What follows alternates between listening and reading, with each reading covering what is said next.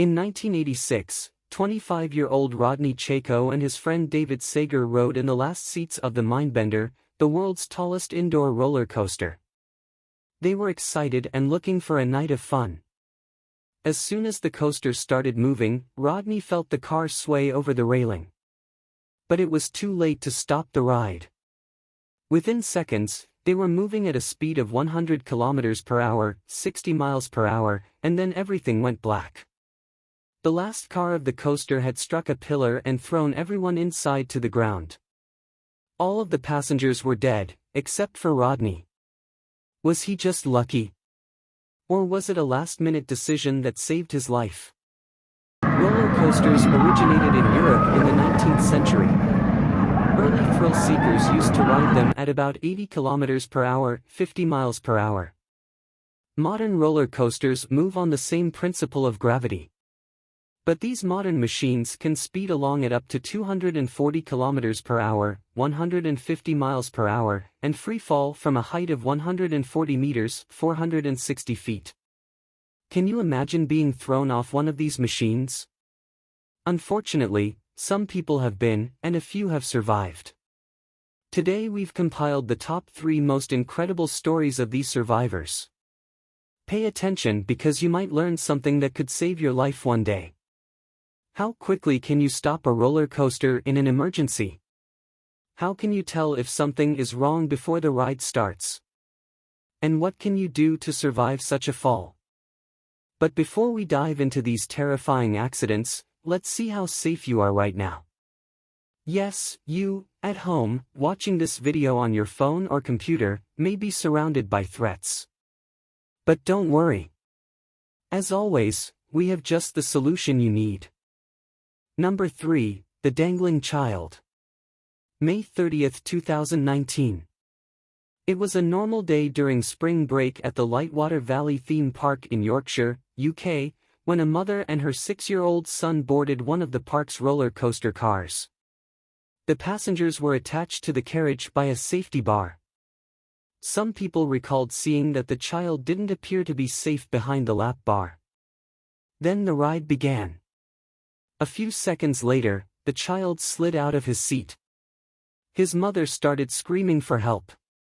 Other park visitors saw the little boy dangling outside the ride, and they alerted the ride operator because he hadn't noticed the emergency. The operator activated the brakes, but it took about 10 to 12 seconds for the car to stop. The child let go and fell 5 meters, 15 feet to the ground. The child was transported to a nearby hospital for treatment, and luckily he only had non-life-threatening injuries. Investigators discovered that the park operators breached safety regulations by failing to inform the child and his mother that he should be wearing a seatbelt, as the restraining bar was not enough to keep him safe. Fortunately, the child survived, and the park was fined over $480,000. Yes, that's how failure to comply with safety laws can make a safe ride deadly. Number 2, The Mindbender. Remember Rod and his friend David? They were thrown out of a roller coaster car in Edmonton, Canada, in 1986, along with 2 other passengers. Sadly, David, 24, Tony, also 24, and Cindy, 21, died in the accident. But Rod survived. He recalls that, as the ride started, he felt the car rocking on the rail, so he held on tightly to the handle. That might have saved his life, because a few seconds later, the car was going 100 kilometers per hour, 60 miles per hour, when, as some reports say, it hit a pillar and derailed. The 4 youngsters were thrown from the carriage and fell to the ground. Rod's legs and back were crushed and broken. Doctors even considered amputating his legs but decided to put in some plates. Amazingly, after 6 months in hospital, Rod healed. He's a grandfather now but suffers from chronic back pain, and he says he has remembered David, Tony, and Cindy every day of his life for more than 30 years. But before we move on to our final story, let's look at what was behind these horrific accidents. The Mindbender had been serviced and checked the same day of Rod's accident. When he got into the car, though, something didn't seem right. It was swaying, rocking on the rail. But no one said anything. Also, as the Lightwater Valley theme park ride was about to begin, some passengers recall feeling some concern for the 6-year-old's safety. He was riding loose behind the safety bar, not wearing a seatbelt. So, remember, it's crucial that you speak up if something doesn't seem right, or you have any safety concerns. Your warning can save someone's life, even yours. Number 1, the pinball fall. Unlike these last two incidents, when Amanda Bostic rode a Daytona Beach roller coaster in 2018, everything seemed to go smoothly. Her seatbelt clicked into place, and a park operator checked it. But she remembers that the car was going faster than she was comfortable with.